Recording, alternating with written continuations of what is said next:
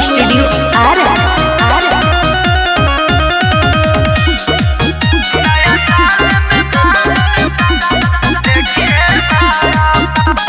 माई मन कइले बिया बहरी न जाई, नया साल अपना घर ही मनाई।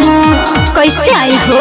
अरे का कहतर हो? माई मन कइले बिया बहरी न जाई, नया साल अपना घर ही मनाई। धोखा दे देले ना हो। जातानी हम तो पार्टी मनावे अपना नदी किनारा पर। बुझाता न? अच्छा हम तो नाचे वाला नहीं खी तोरा इशारा पर। नया साल में माल बुलाइम देखिए बारा पर। नया साल में माल बुलाइम देखिए बारा पर। इहे करबा?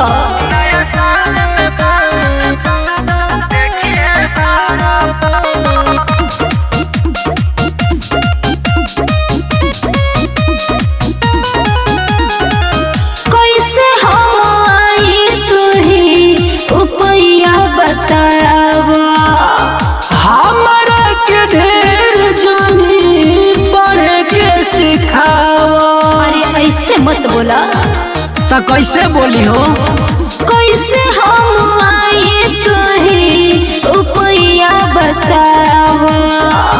हमरा के ढेर जानी पढ़े के सिखावा। दिन भर संगे घुमाए मिलाए में देखे दू हजार जाना हम तो नाचे वाला नहीं खी तोरा इशारा पर। नया साल में माल बुलाइम देखिए बारा पर। नया साल में माल बुलाइम देखिए बारा पर।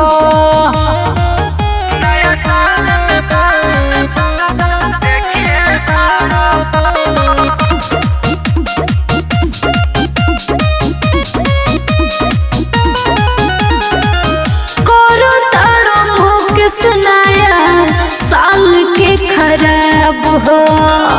तोरे चलते पियले मानी जाके शराब हो। धरइब तो बड़ी पिटइब। अरे बाक रे पगली क्या कहतरी?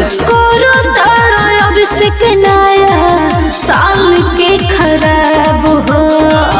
तोरे चलते पियले मानी जाके शराब हो। तो कौन बड़का काम कर दिले बड़ा? फिर जनी पचतर है तू हमारा जो सब बेचारा पर। हम तो नाचे वाला नहीं खी तोरा इशारा पर। नया साल में माल बुलाइम देखिए बारा पर। नया साल में माल बुलाइम देखिए बारा पर।